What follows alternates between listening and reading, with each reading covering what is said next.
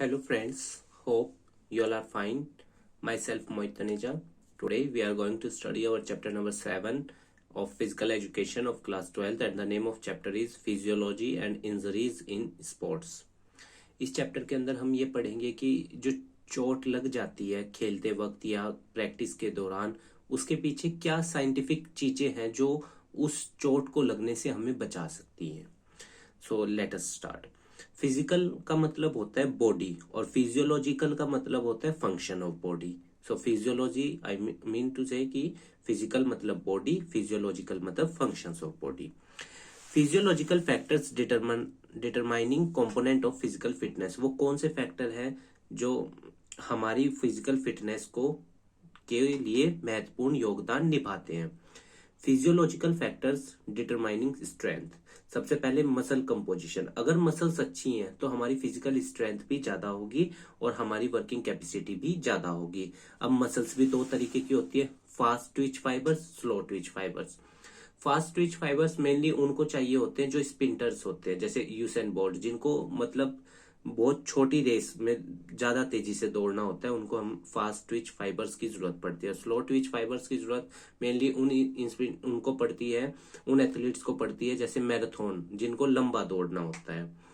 तो let us read fast Twitch fibres which contract with fast speed for people running for short term, also called sprinters, example Usain Bolt, which contract with the slow speed for people running like marathons. Gender भी matter करता है कि physiological structure या physiological strength हमारी कैसी होगी, वो किस पे डिपेंड करता है, जेंडर पे भी करता है. मेल्स के फाइबर मसल्स के थोड़े ज्यादा होते हैं और फीमेल्स के थोड़े कम होते हैं. Male and female have same quality of muscles but quantity क्या होती है, अलग अलग होती है. एज भी डिपेंड करती है बच्चे की, अगर छोटा एज है या बूढ़ा व्यक्ति है या जवान है तो तीनों की स्ट्रेंथ अलग अलग होगी. Length of limbs, greater force is produce by shorter arm. जितने छोटे आर्म्स होंगे उतनी ही ज्यादा फोर्स पैदा होगी.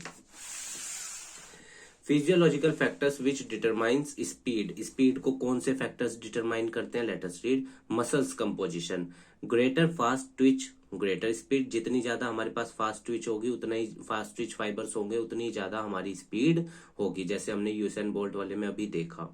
Flexibility, more flexible. अगर फ्लेक्सिबिलिटी ज्यादा है तो स्पीड भी ज्यादा होगी और फ्लेक्सिबिलिटी कम है तो स्पीड भी कम होगी. Metabolic process, if greater energy spent greater energy required. अगर हमारी ग्रेटर ज्यादा एनर्जी हम खर्च कर रहे हैं तो हमें बॉडी को ज्यादा ही एनर्जी चाहिए होगी.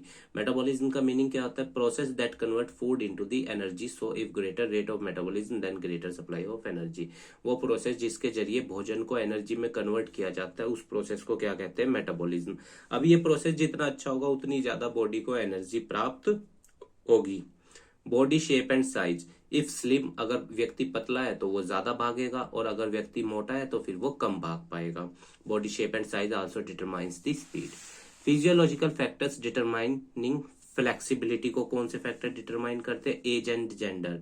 अगर लड़कियां हैं तो फ्लेक्सिबल बॉडी ज्यादा होगी और अगर लड़के हैं तो फ्लेक्सिबल बॉडी कम होगी. और अगर एज ज्यादा है तो हमारी फ्लेक्सिबिलिटी क्या होगी, कम होगी. और अगर एज कम है तो फ्लेक्सिबिलिटी क्या होगी, ज्यादा होगी. इसमें ये पूरी तरह से डिपेंड किस पे करता है कि हमारे बॉडी का स्ट्रक्चर कैसा है, मसल्स स्ट्रेंथ.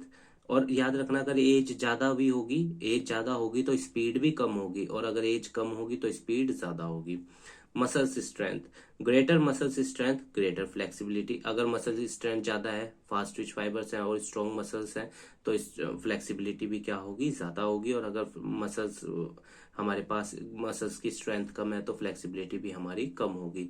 इंजरी, अगर हमारे कोई चोट लगी हुई है किसी व्यक्ति के तो उसके अंदर की बॉडी की फ्लेक्सिबिलिटी बहुत कम होगी क्योंकि उस टाइम उसको खतरा रहेगा कहीं वो दोबारा ना हो जाए इंजरी.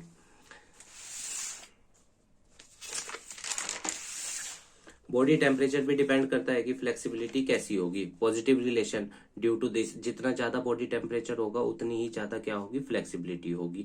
और जितना कम बॉडी टेम्परेचर होगा उतनी कम बॉडी फ्लेक्सिबल होगी. Positive relation due to this we warm up before during doing flexibility. Flexible exercise करने से पहले वार्म अप इसलिए किया जाता है ताकि बॉडी के टेम्परेचर को बढ़ाया जा सके. Physiological factors determining endurance. Oxygen intake, अगर ऑक्सीजन इनटेक ज्यादा होगा तो क्या होगा, हमारा एनर्जी भी ज्यादा होगा और एनर्जी का ट्रांसपोर्टेशन भी मतलब खर्च भी ज्यादा होगा। अगर ऑक्सीजन इनटेक कम होगा तो फिर हमारी एनर्जी भी कम होगी और हमारा ट्रांसपोर्टेशन भी एनर्जी का क्या होगा, बॉडी के अंदर कम होगा। Lactic acid tolerance, lactic acid वो होता है जब हम दौड़ते हैं तो जो हमारे जॉइंट्स में जमने लगता है, जिससे फिर हमें थकावट महसूस होती है। अगर लैक्टिक एसिड ज्यादा होगा तो हमने ऑक्सीजन इनटेक ज्यादा किया है तो हमारी एनर्जी क्या होगी, एंड्योरेंस क्या होगा, हमारा कम होगा। अगर लैक्टिक एसिड कम है, मतलब कम है, ऑक्सीजन कम गेन लिया है हमने, तो एंड्योरेंस बॉडी का ज्यादा होगा। अगर हम अननेसेसरी मूवमेंट करेंगे एक्सरसाइज करने से पहले तो फिर क्या होगा, हमारी एनर्जी खर्च होगी, जिससे हमारा एंड्योरेंस क्या होगा, घट जाएगा। हम उस वाले काम को करते वक्त जल्दी थक जाएंगे। Blood volumes, as we get oxygen from the blood, so if the blood circulation is high there will be more endurance. जितना अच्छा ब्लड सर्कुलेशन होगा बॉडी में उतना ही ज्यादा बॉडी का एंड्योरेंस भी होगा। Cardiovascular system, main organ heart है जो पंप का काम करता है बॉडी में, पूरी बॉडी में ब्लड को सर्कुलेट करता है। Heart transport bloods to various part and has two functions, दो फंक्शंस होते हैं उसके। First one, circulate pure blood, pure blood याद रखना वो वाला ब्लड जिसके अंदर ऑक्सीजन होता है, to all part of the body with the help of arteries. Arteries क्या होती है, देखिए ये जो आर्टरीज है ये पूरी है, आगे ये कैपिलरीज है, इसकी ब्रांचेस हम कह सकते हैं, आर्टरीज की ब्रांचेस को कैपिलरीज कहा जाता है। और जो दूसरा फंक्शन है हार्ट का, वो क्या करता है, जो इम्प्योर ब्लड होता है जिसके अंदर कार्बन डाइऑक्साइड होती है, वो लंग्स के जरिए उसको क्या करता है, प्योरीफाई करता है। Blood pressure, pressure exerted by the blood on walls of blood vessel, blood pressure caused because of pumping of blood by heart. अब ब्लड प्रेशर होता है किस कारण से, जब हार्ट ब्लड को बहुत ज्यादा तेजी से पंप करने लगे उस टाइम बीपी क्या होता है, बढ़ जाता है। There are 3 type of BP. BP कितने तरीके के होते हैं, 3 तरीके के होते हैं। सिस्टोलिक बीपी, मैक्सिमम प्रेशर, ठीक है, कॉन्ट्रैक्शन के कारण होता है। डायस्टोलिक बीपी, मिनिमम प्रेशर जब होता है ड्यूरिंग डायस्टोल, रिलैक्सेशन वाली पोजीशन। और पल्स प्रेशर, जब pressure difference between maximum BP और जो मिनिमम बीपी के बीच का अंतर होता है उसको हम क्या बोलते हैं, पल्स प्रेशर। अदर टर्म्स पढ़ते हैं। Pulse rate, number of heart beats per unit, मतलब कि एक पर मिनट में हमारा दिल कितनी बार धड़क रहा है, that is called pulse rate. Stroke volume, amount of blood, कितना ब्लड पंप कर रहा है आर्टरीज में। Cardiac output, output of blood pumped out by each ventricle पर मिनट, हर वेन से 1 मिनट में कितना ब्लड पंप निकल हो रहा है उसको हम क्या कहते हैं, cardiac output. Effect of exercise on cardiovascular, अगर हम एक्सरसाइज करेंगे तो उसका कार्डियोवैस्कुलर सिस्टम पे क्या इफेक्ट पड़ेगा, हार्ट रेट हमारा बढ़ेगा, पल्स भी बढ़ेंगी, स्ट्रोक वॉल्यूम हमारा क्या होगा, घटेगा, ब्लड फ्लो अच्छा होगा बॉडी में और कार्डियक आउटपुट क्या होंगे, हमारे अच्छे होंगे। लॉन्ग टर्म इफेक्ट क्या होता है इसका, कोलेस्ट्रॉल कंट्रोल करने में मदद करता है, हार्ट रेट हमारा डिक्रीज करता है रेस्टिंग की पोजीशन में, increase in stroke volume, increase in size and volume of arteries, decrease in BP at rest, और जब हम आराम की पोजीशन में होते हैं उस टाइम बीपी को हमारे ये मेंटेन करके रखता है। रेस्पिरेटरी सिस्टम पे इसका क्या फर्क पड़ता है, श्वास वाली नली पे इनहेलिंग एंड एक्सहेलिंग एयर की हम अच्छे से कर सकते हैं। Parts of body which take part in the process is known as respiratory system, ठीक है। कंपोनेंट्स कौन कौन से होते हैं जो रेस्पिरेटरी सिस्टम में हमारी सांस लेने में मदद करते हैं, नोज, विंड पाइप, फेरेनेक्स, लेयरनेक्स, ये 4 आइटम्स हैं जिससे हमारी मदद मिलती है हमें बॉडी के अंदर ऑक्सीजन इनहेल करने में। सम इंपॉर्टेंट टर्म्स कौन कौन सी हैं, जैसे टाइडल वॉल्यूम, अब ये क्या होता है, volume of air that is inhaled और exhaled out from lungs during respiration, के दौरान जो हमने हवा अपने माउथ से अंदर ली है या माउथ के जरिए उसको बाहर छोड़ा है, that is called tidal volume. Vital capacity, maximum volume of air which can be exhaled from the lungs and maximum which can be inhaled, मतलब एक मैक्सिमम लिमिट जो हम हवा की इनहेल कर सकते हैं या एक्सहेल कर सकते हैं उसको हम क्या बोलते हैं, vital capacity. Measured by spirometer से ये वाइटल कैपेसिटी मेजर होती है, generally 4.8 L in males and 3.2 L in females में होती है। Residual volumes, amount of air left in lungs even after exhaling, के बाद हवा लंग्स के अंदर कितनी हवा रह जाती है उसको हम क्या बोलते हैं, residual volume. Minute volume, volume of air breathed in, और 1 मिनट में हमने कितनी हवा को इनहेल किया है, that is called minute volume. Second wind, relief from respiratory distress felt during exercise is called second wind. Now let us read further. Effect of exercise on respiratory system पे इसका प्रभाव क्या पड़ता है? इंक्रीज इन respiratory system को, respiratory rate को ये अच्छा बनाता है। Deep breathing, blood temperature increase करता है बॉडी का, ताकि जो हमारा पसीना हमें आता है वो क्या किया जा सके, वो ज्यादा ना आए। लॉन्ग टर्म इफेक्ट्स क्या है? अगर हम एक्सरसाइज करेंगे रेस्पिरेटरी सिस्टम में पे लॉन्ग टर्म इफेक्ट क्या है? Increase in size and volume of lungs, delay in second wind, increase in minute volume, increase in tidal volume, quick recovery from normal breath. ये सब चीजें इसके हमारे लॉन्ग टर्म फायदे होते हैं। Muscular system, muscles are red coloured chunks of flesh which we can seen by removing the upper skin of the body. Muscles क्या होती हैं? जो हम स्किन का ऊपर वाली परत, ये वाली परत अगर हम हटा दें बाहर वाली, तो हमें मसल्स दिखाई देंगी। जो मांस के बड़े बड़े क्या होते हैं? चंक्स होते हैं। मसल्स भी तीन तरह की हैं, voluntary, involuntary and cardiac. Voluntary muscles पे हमारा कंट्रोल होता है, इनवॉलेंट्री पे हमारा कोई कंट्रोल नहीं होता, जैसे हार्ट और लिवर। और कार्डियक मसल्स क्या होती है? Constitute mains wall of heart involuntary. और ये जो हार्ट की मसल्स हैं जो जिन पे हमारा कोई कंट्रोल नहीं है। याद रखना, वॉलेंट्री वाली मसल्स पे हमारा कंट्रोल होता है, इनवॉलेंट्री वाली पे no control, and cardiac muscle पे भी नो कंट्रोल। एक्सरसाइज के मस्कुलर सिस्टम पे क्या फायदे हैं?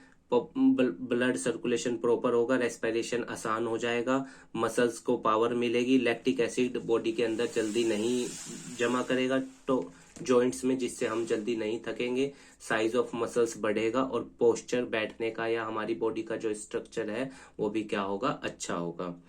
First aid, first aid means मतलब जैसे किसी व्यक्ति को चोट लग गई तो जो उसको तुरंत पहला उपचार दिया गया उसको, चाहे पट्टी बांधी या कुछ भी, that is called first aid. First aid means the treatment given to injured person till proper medical aid come. जब तक कोई प्रॉपर मेडिकल मदद नहीं मिलती तब तक जो भी उसको उपचार दिया जाता है, that is called first aid. Um, purpose क्या है फर्स्ट एड देने का? The purpose of first aid is to preserve life till medical aid. उसके जीवन को बचाया जा सके, किस तब कब तक? जब तक कि प्रॉपर मेडिकल फैसिलिटीज अवेलेबल नहीं होती, उसको फर्स्ट एड देकर उसके जीवन को बचाया जा सके। ऑब्जेक्टिव क्या है फर्स्ट एड के? ऑब्टेन मेडिकल एड, ठीक है। Prevent step flow from, blood ज्यादा ना बहे, ये प्रिवेंट करता है। रिकवरी को मदद करता है, और जो चोट लगी है उसको ये क्या कर देता है? मिनिमाइज कर देता है। मतलब इतना टेम्पररी इलाज है कहने का मतलब, पर ये इतनी मदद कर देता है कि जब तक परमानेंट इलाज ना मिले तब तक आदमी सरवाइव कर सकता है। First aid, any person who is authorised and qualified to provide first aid. अब फर्स्ट एडर किसको बोला जाता है? वो व्यक्ति जो फर्स्ट एड देने में योग्य है और क्वालिफिकेशन रखता है इस चीज को देने की, फर्स्ट एड को, that is called first adder. Pre request personal qualities of first adder, जो मतलब कि उसके अंदर होनी चाहिए, एक व्यक्ति के अंदर जो फर्स्ट एड देने जा रहा है क्या क्या क्वालिटीज होनी चाहिए? ही शुड बी काम एंड क्वाइट, वो शांत हो और मतलब समझदार व्यक्ति हो, वो जल्दबाजी में कोई डिसीजन ना ले, वो innovative in providing first aid आसानी से दे सके उस व्यक्ति को जिसको जरूरत है। शुड ऑब्जर्व क्लियरफुली कंप्लीट इंजरी, और वो जो चोट लगी है उसकी प्रॉपर स्टडी कर सके ताकि वो फर्स्ट एड सही से उस मरीज को दे दे जिसकी जरूरत है, जिसको जरूरत है। टाइप ऑफ फर्स्ट एड भी दो तरीके की होते हैं, सेल्फ एड और फर्स्ट एड। सेल्फ एड क्या होता है? जब किसी व्यक्ति को चोट लगी और उसने खुद से कुछ कर लिया, जैसे मान लो एक व्यक्ति का हल्का सा हाथ कट गया तो उसने खुद से पट्टी बांध ली हाथ पे, that is called self aid. और फर्स्ट एड क्या होता है? जब कोई और उसको पट्टी बांधे, that is called first aid. First aid box क्या होता है? वो आपने बसों में भी देखा होगा, ट्रेन में भी देखा होगा, जिसके अंदर कुछ छोटी मोटी चीजें रखी होती हैं, जैसे बैंडेज, एडहेसिव प्लास्टर, एंटीसेप्टिक, दर्द की गोली, पेन किलर या डिटोल कह लो एंटीसेप्टिक में, ताकि वो बैक्टीरिया को, जर्म्स को साफ करने में मदद करे जहां पे चोट लगा है। तो फर्स्ट एड बॉक्स होना जरूरी है। इंजरीज क्या क्या हो सकती हैं? Soft tissue injury, bones injuries हो सकती है, जॉइंट्स में इंजरी हो सकती है। कॉजेज क्या है? अगर वार्मिंग सही से ना हो, एक्सीडेंट हो जाए, फिजिकल फिटनेस सही ना हो, गार्ड्स वियरिंग ना पहन रखे हो एक्सरसाइज के दौरान तो चोट लग सकती है, अनसेफ एनवायरनमेंट हो तब भी क्या लग सकती है? इंजरीज हो सकती हैं। अब सॉफ्ट टिश्यू इंजरीज क्या होती है? Let us read. Soft tissue injuries होती है जैसे एब्रेशन, जैसे हाथ छिल जाना, उसको क्या बोलते हैं? Soft tissue injury. जैसे लाल लाल हो जाता है, expose blood vessel and layer of skin is lost. Upper layer जो स्किन की बाहरी लेयर होती है ये वाली, अगर ये इस पे जैसे हल्की सी छिल गई तो that is called abrasion. Prevention क्या है, वार्मिंग अप के वक्त ध्यान रखना है इस चीज का कि छिल बॉडी के ऊपर किसी भी तरह का खरोच ना आए। और मैनेजमेंट कैसे की जा सकती है, एंटीसेप्टिक लोशन लगाकर या वाउंड बैंडेज लगाकर या एंटी टेटनस का इंजेक्शन लगाकर, अगर लोहे वाली कोई चीज लगी है पेन किलर्स लेकर। कॉन्ट्यूजन क्या होता है, जैसे नील पड़ जाता है पर खून, जैसे किसी व्यक्ति के चोट लगा है और उसका खून नहीं निकला पर खून अंदर ही अंदर बह रहा है, दैट इज कॉल्ड नील पड़ जाना, contusion. Injuries from direct hit due to which there is a internal bleeding but skin is not broken, skin इसमें नहीं टूटती, खून बाहर नहीं आता। Injury spot appears to be blue, वो नीला पड़ जाता है जिसको हम नील पड़ जाना बोलते हैं। प्रिवेंशन क्या है, सही से केयरफुली एक्सरसाइज करना, प्रोटेक्टिव इक्विपमेंट का यूज करना। और मैनेजमेंट कैसे कर सकते हैं, अगर किसी को नील पड़ गया तो 10 से 20 मिनट तक बर्फ का यूज करे, आइस मसाज करे फॉर 3 से 4 टाइम दिन में, और after 3 days apply heat to reduce swelling, और मतलब कि उस पे थोड़ी सी उसकी सिकाई भी करे ताकि उस पे जो सूजन आई है वो उतर जाए। लैक्रेशन किसको बोलते हैं, कट लग जाता है जब, कट ओवर स्किन, जैसे चाकू सब्जी काटते हुए कोई कट लग गया, ब्लीडिंग होती है इसमें जब ये कट लगता है। इसके प्रिवेंशंस क्या हैं, बी एक्टिव एंड, जब हम कुछ काट रहे हो तो उस वक्त हमें ध्यान रखना चाहिए, जैसे सब्जी काट रहे हैं तो ध्यान रखें ताकि कट ना लगे। We use sharp objects carefully, जो भी शार्प ऑब्जेक्ट्स हैं जिनसे चोट लगने का खतरा रहता है उनका सही से उपयोग। Management, clean surface with antiseptic lotions, cover with cotton bandage and anti tetanus injection, इन तीनों का सही से उपयोग करना चाहिए अगर किसी की बॉडी पे कट या किसी के हैंड में कट लग गया है। इंसिजन्स क्या बोलते हैं, ये देखिए कट तो क्या होता है, हल्का सा कट लगा, और जो पूरा डीप कट लग जाए जिसमें दिखाई दे चीजें साफ साफ, जैसे टांके लगने के बाद दिखाई दे रहा है, डीप कट, बहुत गहरा cut, that is called incision. A very deep cut due to a sharp instrument which leads to severe blood loss and can injuries veins arteries and nerves, इन सबको नुकसान पहुंचा सकता है, that is called incision. Prevention क्या है, be active, जब भी आप एक्टिव रहें और केयरफुल रहें अगर इस चीज शार्प चीज का किसी का उपयोग कर रहे हैं ताकि डीप कट ना लगे। मैनेजमेंट कैसे की जा सकती है, अगर डीप कट लगता है किसी व्यक्ति को तो उसको तुरंत हॉस्पिटल अप्रोच करना चाहिए, इमिडिएटली रेफर टू हॉस्पिटल, और use bandage to prevent bleeding, और बैंडेज का उपयोग करें ताकि हॉस्पिटल तक जाते जाते उसकी ब्लीडिंग्स ना हो। स्प्रेन किसको कहते हैं, मोच आना, जैसे एडी में मोच आ जाती है। Injuries of ligament eight joint, बहुत दर्द होता है इसमें और जॉइंट्स हिल भी नहीं पाते। वार्मिंग अप वार्मिंग अप के वक्त ऐसी चीजें हो जाती है, जैसे हम उछल रहे हैं और वो पाँव टेढ़ा रखा गया तो पाँव में क्या हो गया, मोच आ गई। मैनेजमेंट, 4 चीजों में इसकी मैनेजमेंट हो सकती है। प्राइस शब्द याद रखिएगा, पी से प्रोटेक्शन, आर से रेस्ट, आई से आइस एप्लीकेशन, सी से कंप्रेशन बैंडेज, कंप्रेशन बैंडेज होते हैं गर्म पट्टी, ई से एलिवेशन, ग्राउंड से ऊपर हल्का सा पाँव को उठाकर रखना और जैसे पाँव के नीचे तकिया रख देना, और डायग्नोसिस मतलब डॉक्टर को जाकर दिखाना। आप ये प्राइस शब्द याद रखिएगा, इस ब्रेन की प्रॉब्लम को हम इससे सोल्व कर सकते हैं। फेज 2 फिजियोथेरेपी ट्रीटमेंट, ये भी दे सकते हैं जैसे मसाज या फिजियोथेरेपिस्ट के पास जाकर, जिससे मोच को ठीक किया जा सके। Phase 3 stretching exercise of injured area, 3 to 4 days ये इंजरी के बाद करनी चाहिए, और शुड बी स्लोली इंक्रीज, और धीरे धीरे फिर इसको बढ़ाना चाहिए। फेज 4 में strengthening exercise of injured area, फिर धीरे धीरे एक्सरसाइज को और ज्यादा बढ़ा देना चाहिए और स्लोली स्टार्ट करना चाहिए। I should be applied after every exercise, ताकि वो वहां पे सूजन ना आए। स्ट्रेन बोलते हैं खिंचाव को, जैसे कई बार हम एक्सरसाइज कर रहे हैं और बॉडी में कहीं पे खिंचाव आ गया, that is called strain. Injuries of muscles और tissues, in this injury muscles fibers are tearing और ओवर स्ट्रेच्ड, कई बार वो मसल्स फाइबर, हम हाथ फैला रहे हैं और जैसे मान लो वो हाथ ज्यादा फैल गई या झटका आ गया, खिंचाव आ गया नसों में, उसको कहते हैं स्ट्रेन। प्रिवेंशन क्या है, वार्मिंग सही से करनी चाहिए, और इसके मैनेजमेंट क्या कर सकते हैं हम, जैसे गर्म पानी की सिकाई या फिर गर्म पट्टी बांध लेना, उससे इसमें हमें बेनिफिट मिल सकता है। तो उम्मीद है गाइज आपको ये चैप्टर समझ में आया होगा। हमारे काम को सपोर्ट करने के लिए वीडियो को लाइक कीजिएगा, अपने दोस्तों के साथ शेयर कीजिएगा और हमारे चैनल को भी सब्सक्राइब कर दीजिएगा। और आपको इस वीडियो का डिस्क्रिप्शन में लिंक मिल जाएगा पीडीएफ का। उम्मीद है और अगर आपकी कोई क्वेरी है तो आप हमें कमेंट बॉक्स में बताइएगा, हम उसका आंसर देने की पूरी कोशिश करेंगे।